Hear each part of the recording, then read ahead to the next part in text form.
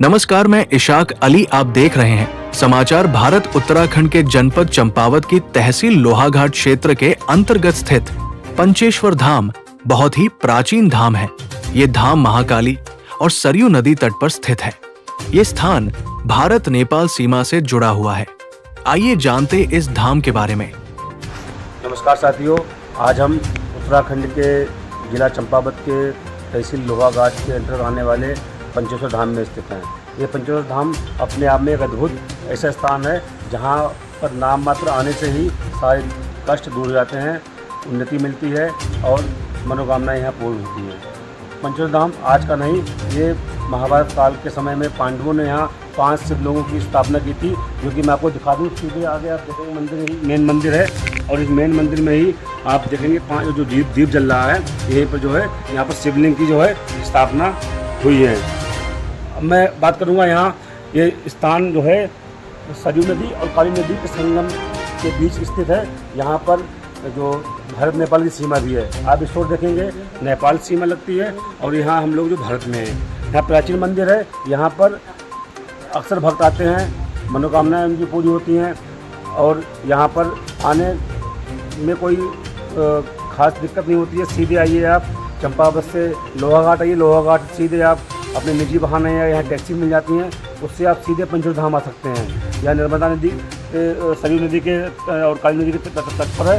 अब यहाँ हम बात करेंगे, हमारे साथ यहाँ मौजूद हैं यहाँ के पुजारी हैं और ये आपको बताएंगे। क्या नाम पुजारी है आपका? मेरा नाम महेश केडी है जी। पुजारी, यहाँ पंचेश्वर धाम है, मैं तो पहली बार यहाँ आया हूँ। क्या क्या विशेषताएँ हैं जो मुझे भी नहीं पता है, हमारे दर्शकों को भी नहीं पता है, तो यहाँ के बारे में आप विस्तार से बताइए हम लोगों को। ये पंचेश्वर धाम जो है 5 नदियों के संगम पर बना हुआ है।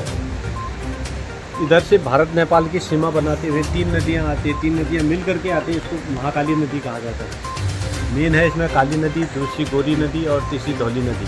3 नदियाँ इसमें हो गई। 2 नदियाँ इधर से आती हैं, सरयू गंगा और रामगंगा। सरयू गंगा बागेश्वर जनपद से आती है, रामगंगा ऊपर हमारे पिथौरागढ़ और गंगोलीहाट तहसील के बीच से होकर के मिलम ग्लेशियर से आती है ऊपर। ये तब 5 नदियों का संगम है। यहाँ पर द्वापर युग में पांडवों ने भगवान शंकर जी की पूजा की थी, तब इस स्थान को पंचेश्वर बोला जाता है। और स्थानीय देवता यहाँ पर हमारे चौमू देवता हैं, जो भगवान शंकर जी के ही स्वरूप हैं। इसमें भगवान 4 मुँह हैं चौमू देवता के, और भगवान पंचेश्वर देवता के 5 मुँह हैं उनके। आदि शक्ति भी हैं उनमें, मतलब चारों ब्रह्मा विष्णु महेश चौमू देवता आदि शक्ति सभी की पूजा की जाती है यहाँ पर। भगवान शंकर जी का मंदिर होने के कारण इसको 5 नदियों पर स्थित पांडव लोगों ने सर्वप्रथम पूजा करने के कारण इसे पंचेश्वर कहा जाता है। यह स्थान, इसका पुराणों में भी वर्णन है। स्कंद पुराण के मानस खंड के अंतर्गत 115वें अध्याय में इसका वर्णन किया गया है। यहाँ पर नहाने का बड़ा महात्म्य लिखा गया है। नहा करके 5 प्रकार के पुष्प भगवान को अर्पित करने से भगवान बड़े प्रसन्न होते हैं। भगवान राम जी ने भी अपने पिताजी का श्राद्ध तर्पण कार्य यहाँ पर किया था। पितरों का भी तारण होता है यहाँ पर नहाने से, और पितर कार्य भी किए जाते हैं यहाँ पर। अब अमावस्या आने वाली है, उस दिन काफ़ी भीड़ रहती है। अमावस्या के दिन यहाँ पर पितर कार्य भी किए जाते हैं और यहाँ पर आदि शक्ति भी है। उस कारण से दोनों नवरात्रि के मेले लगते हैं, शरदी नवरात्रि भी और आश्विन वाली भी, ये बसंत नवरात्रि भी, दोनों नवरात्रियों के मेले लगते हैं। और स्थानीय हमारे जो चौमू देवता हैं उनका मकर संक्रांति का मेला भी यहाँ पर बड़ा प्रसिद्ध है, जिस दिन भगवान सूर्यदेव मकर राशि में प्रवेश करते हैं। मकर संक्रांति का ये 13-14 इस बार 13 और 14 जनवरी को ये मेला प्रस्तावित है 2026 में। ये भी बड़ा प्रसिद्ध मेला है। यहाँ पर गंगा स्नान के लिए बड़ा माना जाता है। यहाँ पर नहाने से 7 पुश्तों के जाने अनजाने मनसा वाचा कर्मणा किसी भी प्रकार के कोई भी दोष हैं वो धुल जाते हैं।